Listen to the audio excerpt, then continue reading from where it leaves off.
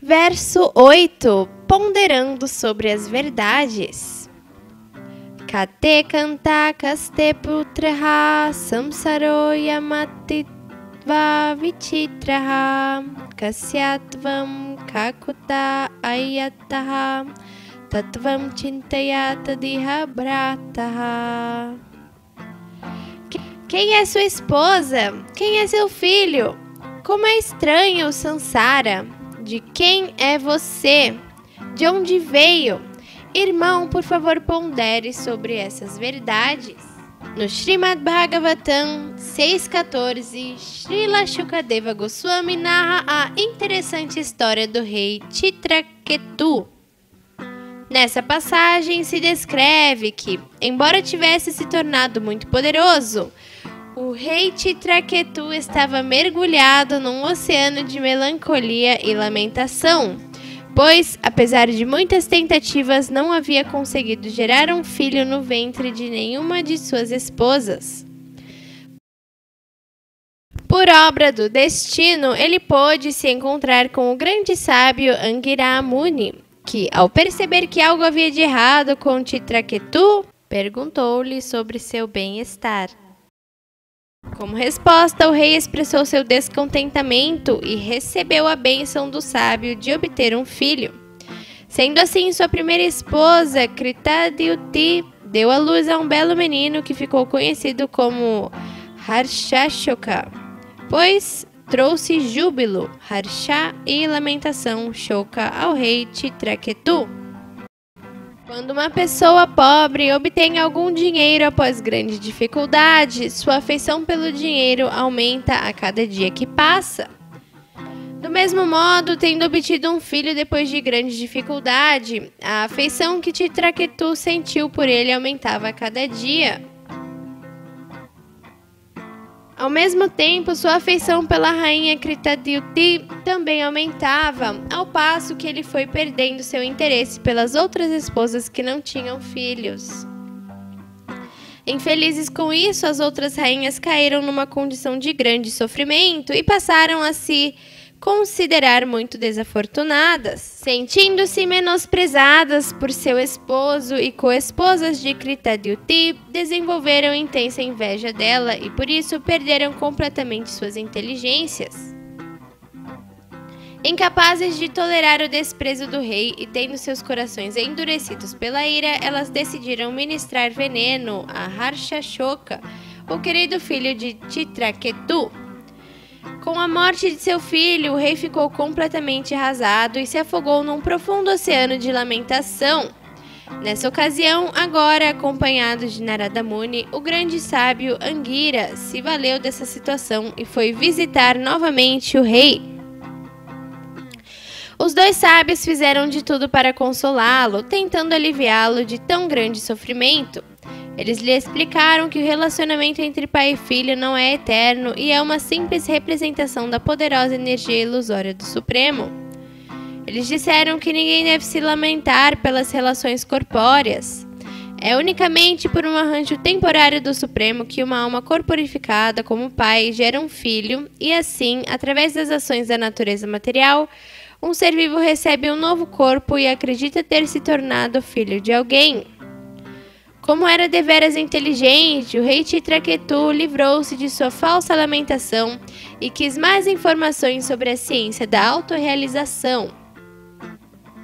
Como era um sábio dotado de grandes poderes místicos, Narada Muni trouxe o filho de Chitraketu à vida novamente e, dirigindo-se ao menino, disse o seguinte: Ó entidade viva, veja só o estado de seu pai e de sua mãe, e como sua morte causou aflição para todos os seus amigos e parentes.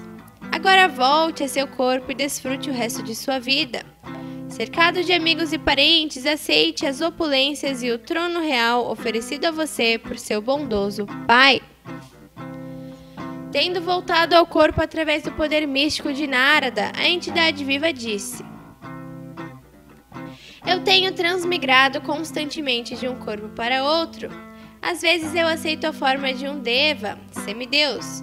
Às vezes a forma de um animal inferior, às vezes de um vegetal, às vezes a forma humana. Querido sábio, tu estás me falando sobre meu pai e minha mãe, mas tenhas a bondade de me dizer que meu nascimento, esse casal...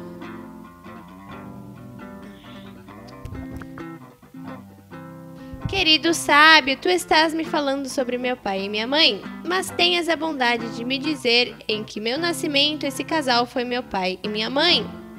Na verdade, ninguém é pai ou mãe.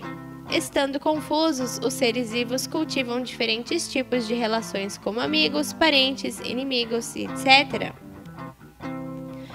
Apesar disso, ninguém realmente está permanentemente relacionado. Como se explica na Bhagavad Gita, não é através do pai ou da mãe que uma entidade viva obtém seu nascimento.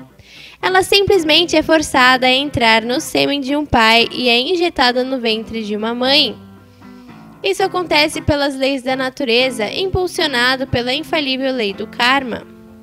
Por esse motivo, dependendo do seu karma, às vezes a alma acaba por tomar refúgio em pais e mães não humanos.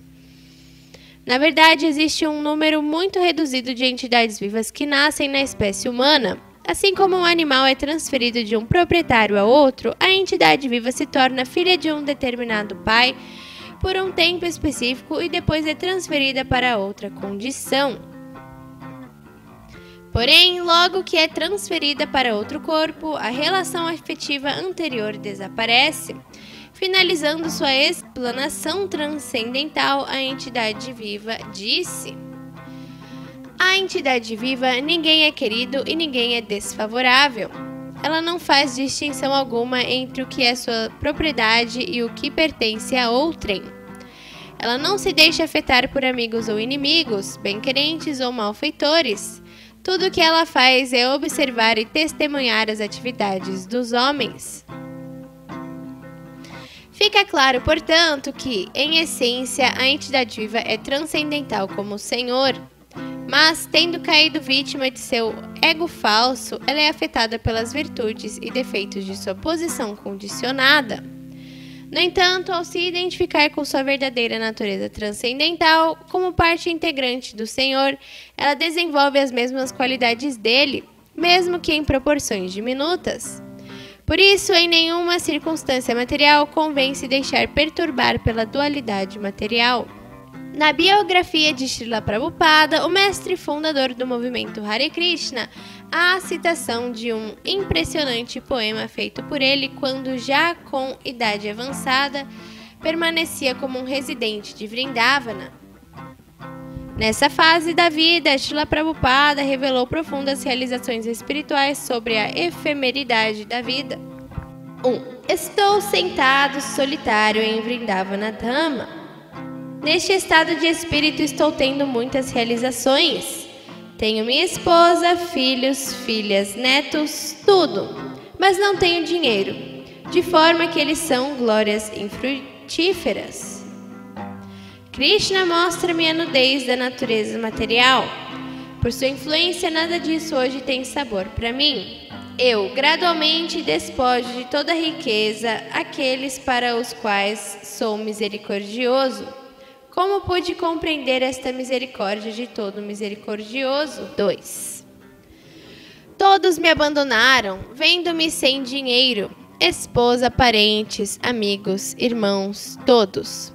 Isso é miséria, mas me faz rir. Estou sozinho, mas risonho. Neste Maya Sansara, a quem amo realmente? Onde estão agora meus amorosos pai e mãe? E onde estão todos os mais idosos do que eu, que eram o meu próprio povo? Quem me dará notícias deles? Dizei-me, quem? Tudo o que me resta na vida familiar é apenas uma lista de nomes. 3.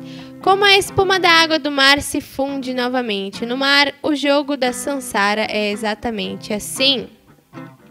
Ninguém é pai ou mãe, ou parente pessoal.